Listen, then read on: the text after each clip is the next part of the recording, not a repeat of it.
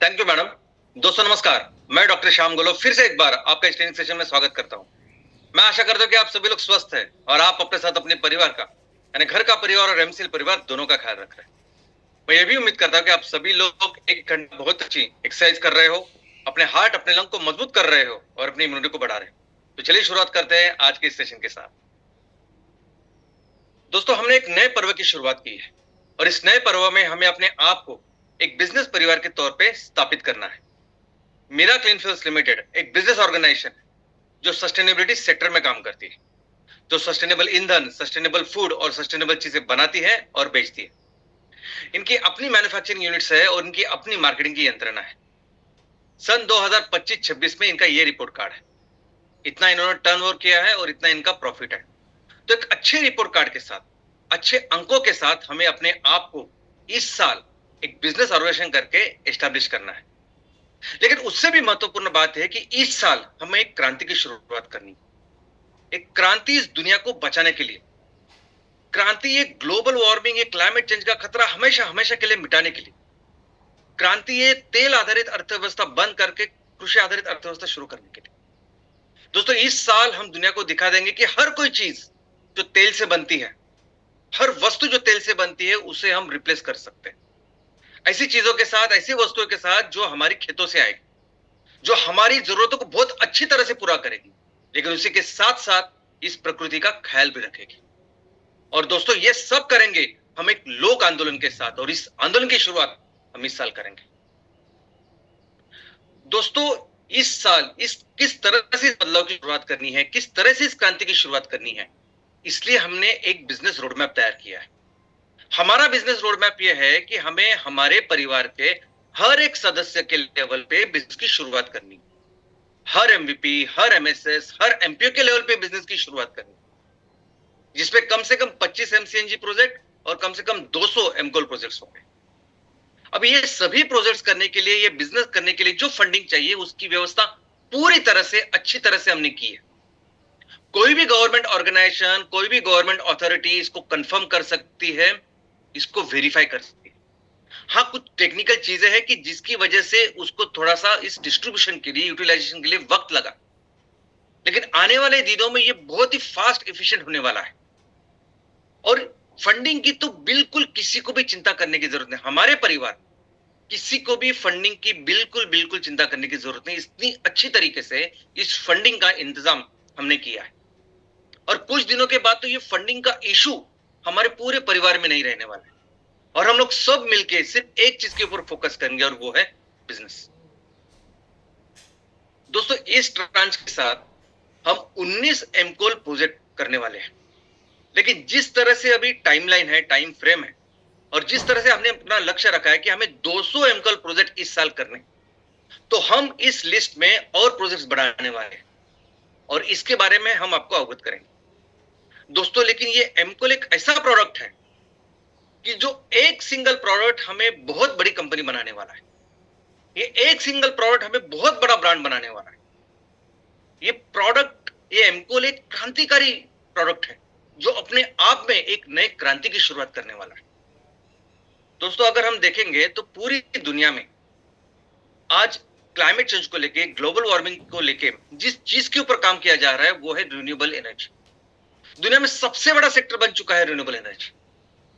पूरी एनर्जी में, energy sector में आज $3 ट्रिलियन यानी 255 लाख करोड़ इतने खर्च हो रहे हर साल, निवेश हो रहे हर साल। उसमें से 2/3 यानी $2 ट्रिलियन यानी लगभग 170 लाख करोड़ हर साल आज की तारीख में रिन्यूएबल एनर्जी में जा रहा है, निवेश हो रहा है। तो इसका मतलब ये 170 लाख करोड़ किधर जा रहे हैं, क्या हो रहा है? तो सबसे पहले ये जा रहा है मैक्सिमम सोलर के ऊपर, विंड के ऊपर, और उसके बाद हाइड्रोजन के ऊपर और बाकी छोटी मोटी चीजें। और किसको इसका फायदा हो रहा है? तो दोस्तों दुनिया में जितने भी सोलर के जितने भी बिजनेसेस हैं, ये सोलर पैनल जो आप देखते हैं उससे लेकर पूरी जो वैल्यू चेन है इस सोलर प्रोजेक्ट्स के लिए, 90% पूरी दुनिया की 90% वैल्यू चेन आज चाइना कंट्रोल कर रही है, चाइना कर रही है। यानी हमारे देश में भी अगर कोई बड़ी कंपनी सोलर के प्रोजेक्ट्स लगाते हैं तो 100 वो सभी प्रोजेक्ट, जो सभी जो पैनल है वो चाइना से हम इंपोर्ट करते हैं।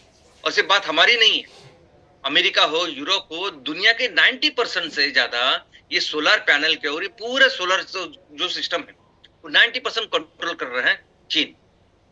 दोस्तों ये आज ईवी का जमाना है, बैटरी का जमाना है, रिन्यूएबल एनर्जी के लिए बैटरी का बहुत ज्यादा उपयोग हो रहा है।